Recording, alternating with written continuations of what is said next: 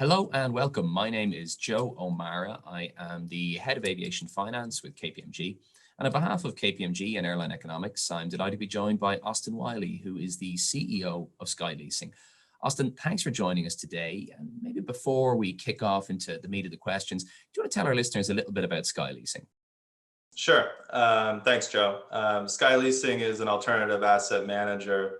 It manages funds on behalf of limited partners, and our focus is on new and next generation aircraft.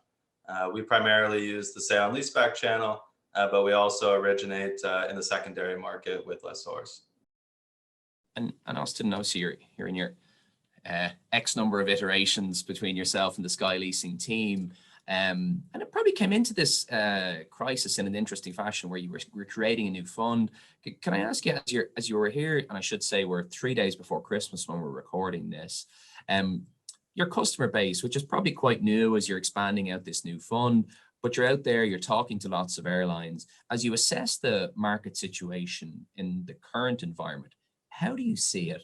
And what is the split you see between the various different geographies? Sure. I think our thesis as the crisis really emerged in the spring was focus on markets where there's a large domestic travel base, focus on airlines that have access to the capital markets or have access to government support, and focus on airlines that are leaders in their market positions. In terms of geographies, we've seen kind of the US and Europe remain stable around 40-45% capacity to 2019. But frankly, that's stalled since late summer. And now with kind of a third wave looking more and more a reality here, that we don't see that changing in the first quarter next year. In Asia, you got to kind of separate China from the rest of Asia. China has clearly recovered, but the rest of Asia is still working through its challenges. Borders still remain closed. And so really it's the countries that can stimulate that domestic travel that look the best to invest in right now. And if you look at the airline environment that's there, given the level of distress we've seen relatively few airline failures, and we've seen relatively few airlines looking for formal type restructurings, Chapter 11-esque restructurings. Has that surprised you, given the few number that have been there? And what's your outlook for the next 6 months? Are we just on the tip of the iceberg from an airline failure perspective? Yeah, look, I think it's fair to expect there will be more bankruptcies in the next 6 months. The longevity of the crisis means that airlines simply can't borrow more and wait for demand to recover. But thematically, what we see in this crisis and what we've seen in prior crises is airlines use this time period to simplify their fleets and shrink their fleets. They're reducing the number of aircraft types in their fleet, and they're returning aircraft at their lease maturity or early retiring aircraft that are out of production or no longer part of their plans going forward. And so, bankruptcy is really about that. Can they effectively transform their fleet for the new demand environment? But it's an unpredictable process. And so I think airlines have learned that it's not a one-stop shop for being able to restructure their fleet. And if they can work with the lessors, if they can work with the OEMs to restructure their fleet out of bankruptcy, that can be a much more accretive process for their plans and allow them to participate in the recovery more quickly. And looking at the new transaction side, as you mentioned at the outset, you have a new fund, you've got capital to deploy, you're assessing what transactions make economic sense. You mentioned some of the metrics you're looking at there. How are you going about evaluating airline credit in this distressed type environment? You've obviously written some sale and leasebacks with JetBlue and Hawaiian. How are you assessing those deals? And has the COVID environment fundamentally changed how you would assess them versus pre-crisis?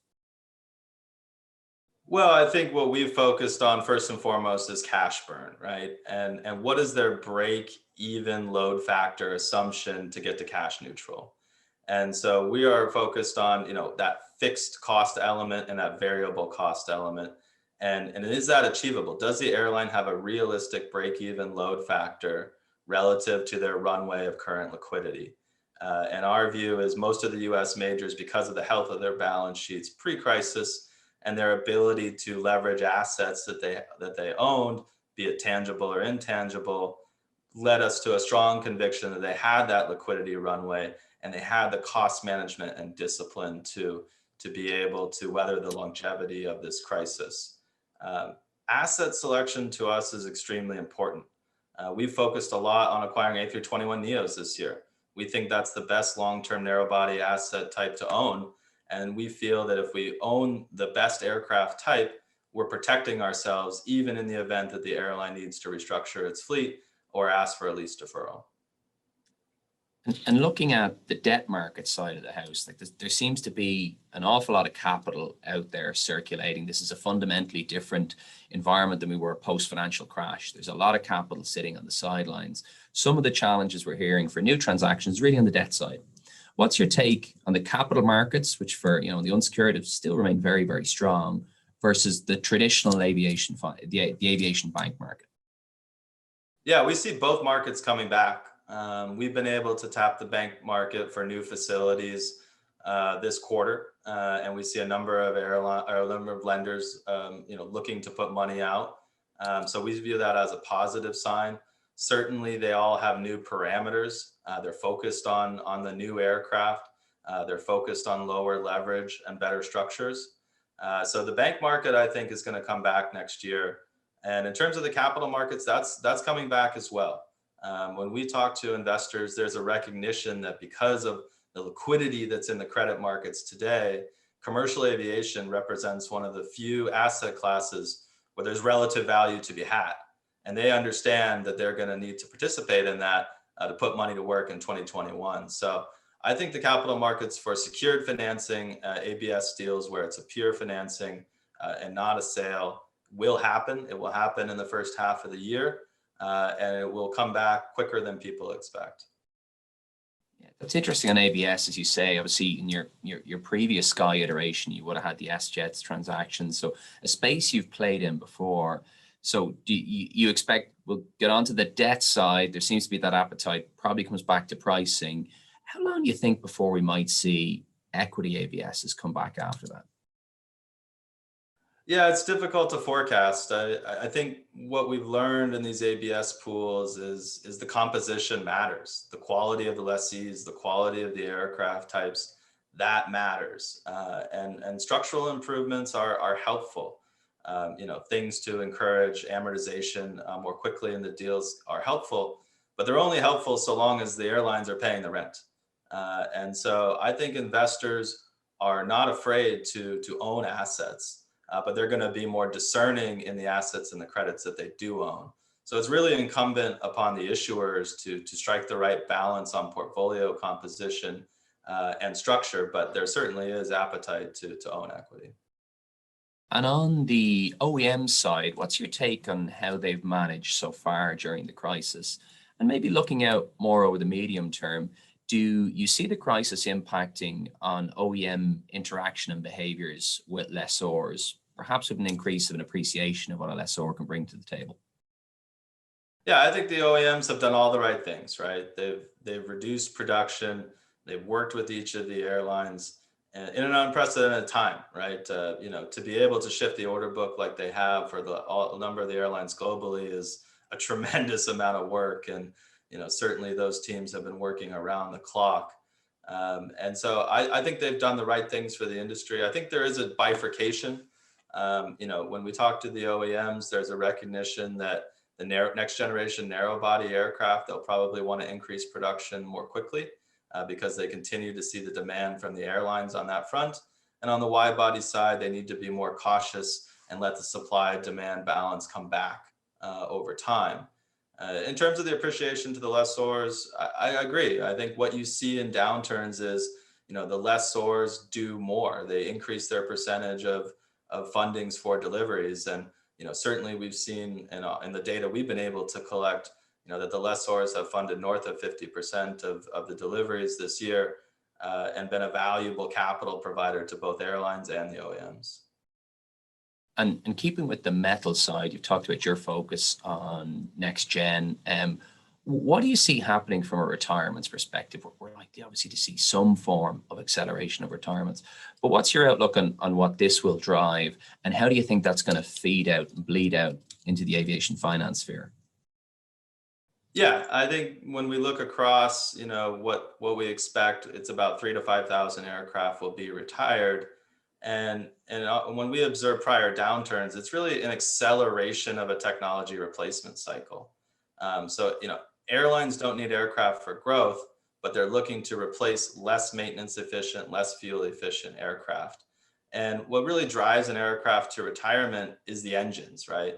So the owners of these assets are going to be making investment decisions around, do I want to reinvest in the overhaul of these engines, or do I want to, burn the green time off it and sell the core off? And that's going to naturally reduce supply of current generation aircraft and create that supply demand balance that we all need to improve lease rates and improve the asset values themselves for current generation equipment.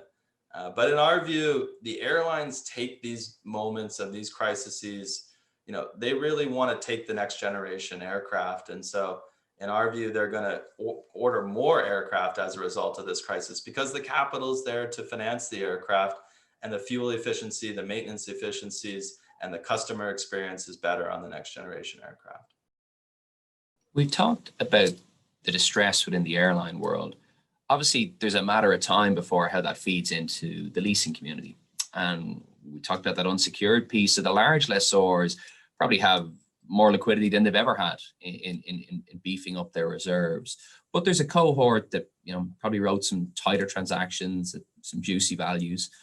What's your expectation as to what will happen to that type of cohort, and when might we see some formal distress, formal restructuring bleed out into the leasing sector? It's very idiosyncratic. It's hard to talk about in broad strokes, but what I would say is it's all driven by the equity, right? Which is, if the lenders see an equity participant that's willing to put more capital in to either grow the portfolio or reduce the leverage, you're going to see the lenders work with that sponsor capital, work with that lessor. But where the equity is no longer willing to put capital to work, that's where they're going to make the decision to foreclose.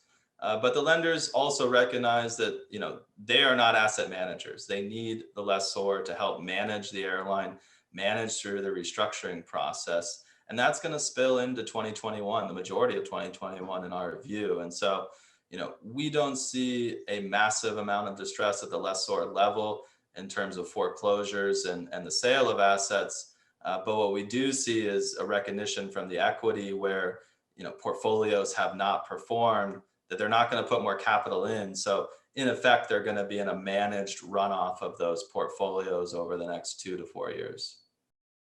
And then on the opportunity side, Austin, you can argue you guys were not in a bad place coming into this. No major commitments, very little sitting on your balance sheet pre-crisis. So the world is your oyster to a certain degree. What opportunities are you seeing out in the market that are out there now and you guys are exploring? Well, certainly we've seen, airlines that haven't traditionally used the lessor channel in a major way, utilizing it to fund deliveries. So those were rare opportunities that we wanted to grab. And we see a recognition of a more balanced approach for the different financing channels that the airlines want to use. So increased sale leaseback activity in the developed markets. We see that trend continuing, to give that balance sheet flexibility and to give that fleet flexibility, the ability to return aircraft at the scheduled lease maturities. Another opportunity I think that will come next year is airlines that had good business models but didn't have the balance sheets to withstand this kind of crisis.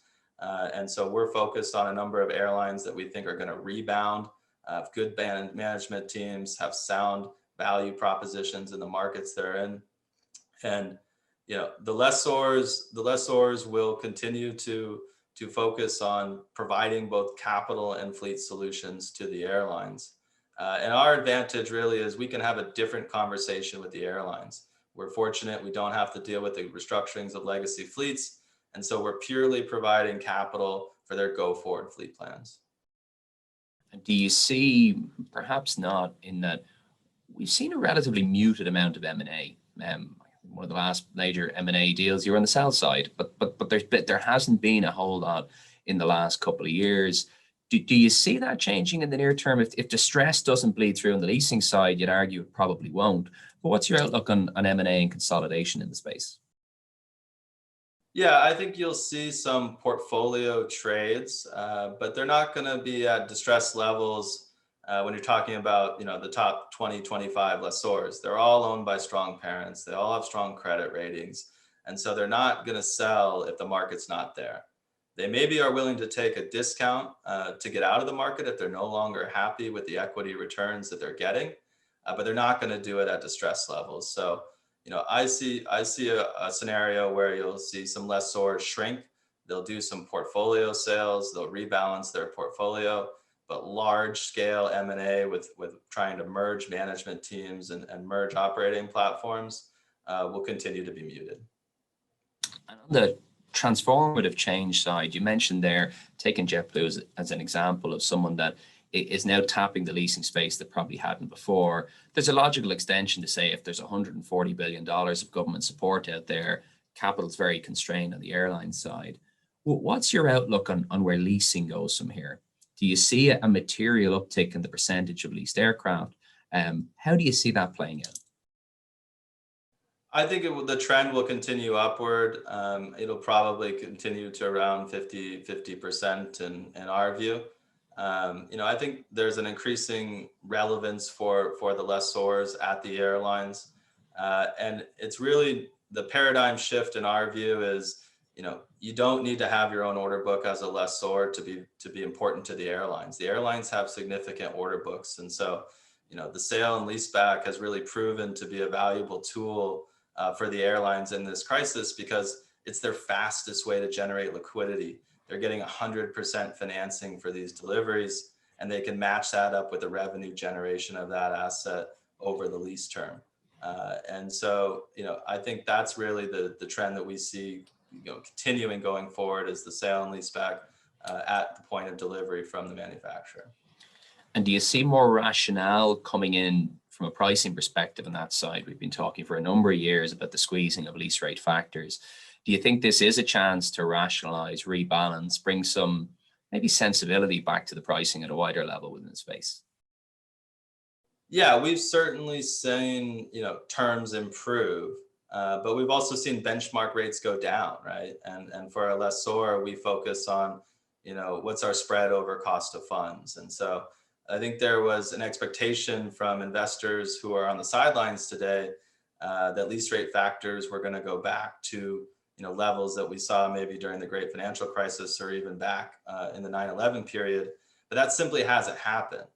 But what has happened is a better overall risk-adjusted return, more of your return coming from the contractual cash flows of the lease and less exposure to residual values. And that's what we focus on, not the absolute return, but achieving the best risk-adjusted return. And then in looking at the investor side, where do you see that population coming from? If we posit that we are going to have a recovery and therefore there will still be very significant amounts of capital that need to be funded, do you see it coming from those that have come into the expanded investor pool that's grown very significantly over the last decade or so? Or do you think this type of crisis will bring a new type of investor into the space? I think it's going to accelerate the trends that were happening prior to the crisis, which is private credit, be it insurance, credit funds, money managers. They're going to continue to pour capital into the space because liquidity is so abundant, yields across asset classes are at all-time lows, and aircraft represent that nice relative value trade that those guys are looking for. It has long-dated cash flows. The asset stability for new and next generation aircraft have proven out even in a crisis like this. And so non-bank financial institutions and long-dated private capital, that's going to be what fills the gap in our view going forward. And traditional private equity, LBO capital, they're going to struggle to enter into this space and find their niche because the return profile they're targeting doesn't match with where the trades are happening in the market because of the quality of the assets and the quality of the airlines that are doing those transactions. And in looking at the investors you've talked to, both recently and over the years, how have you seen that investor sophistication develop? And where have you seen them generally put a primary focus on? Is it around the asset manager? Is it around the airline credit? Is it around the asset themselves? How have you found that space? Yeah, they focus really on how are you delevering these portfolios. If we're talking about from a lender perspective, you know, where are you going to be able to get to a point where you can refinance the pool or sell off that portfolio? And so they focus on what are your long-term contractual cash flows relative to your debt service, and then that ties in with credit quality and asset quality, which is how likely are you going to be able to remarket that asset to continue to generate cash flow? And how likely is that airline to pay the rent at the end of the day? And so, we've seen investors gravitate towards the newer aircraft. We see that trend continuing going forward, and because there's a recognition that that's where it's going to give them the most likely optionality for a refinancing or sale of that portfolio. And then a topic that I'd say moved up the news agenda in aviation, particularly over the last 12 or 18 months, is around climate change and sustainability. As we've seen an airline focus on survival, it's understandably moved back a bit from a news item perspective, but hasn't gone away in any way, shape, or form. How do you see the crisis impacting on how aviation interacts with the climate change piece? And also, is the sector as a whole, and within that sector, I'd include lessors, OEMs, airlines, doing enough to put across the positive actions that have been taken, particularly in the context of, say, next generation aircraft? Yeah, I think, with governments giving grants to airlines or giving direct aid to airlines, it's natural that a green agenda will be pushed as part of that. We've seen it in Europe play out already, where there's been strings attached to aid that require the airlines to take new aircraft and reduce their emissions. And even the CEO of Airbus was pushing a strategy around a rebate for taking new aircraft and retiring less fuel efficient aircraft. And so, I think the ESG agenda will continue. It may actually even accelerate because of the desire for the government to see these airlines take more fuel efficient aircraft. In terms of the community as a whole, I think they've done a very good job. And last year, when I was asked this very same question, I was more critical. I said I thought we could do more. But I think the airlines have done a great job of getting the message out around emissions and managing that. And they've done a great job messaging the safety of aviation as well, which now has kind of come to the forefront along with the ESG element. And so, there's always more to be done in terms of the messaging to the passenger base, but there's a recognition that the airlines do care. They're putting it as a priority. You see it as a part of their brand. ESG has really become a part of the brand of the airlines, and that's a positive trend for the long term. Just in closing then, Austin, as you look out over 2021, what are your optimism levels? What are your hopes and what are your expectations over what the next 12 months are going to bring? Maybe just do that with your SKY Leasing hat on. Sure. We think that the recovery will take hold. It's not going to be a snapback in passenger demand like people would want, right? Certainly that's not our base case. It's going to be idiosyncratic to each specific market, each specific country, and how they open up their economies. And so you have to place a lot of research and due diligence on, what is the airline strategy? How does it play into the recovery and the reopening of these countries? And really, there's going to be a great opportunity to invest going forward, but you have to work hard to have that capital in place. So, for us, the mantra over the next 12 months is going to be, a focus on aligning both the equity and debt capital to take advantage of the opportunities, but also getting our message out there around how, we are focused on the new and next generation aircraft and that technology replacement cycle that we see playing out. That's what's going to create that supply demand balance and allow for the recovery to take hold.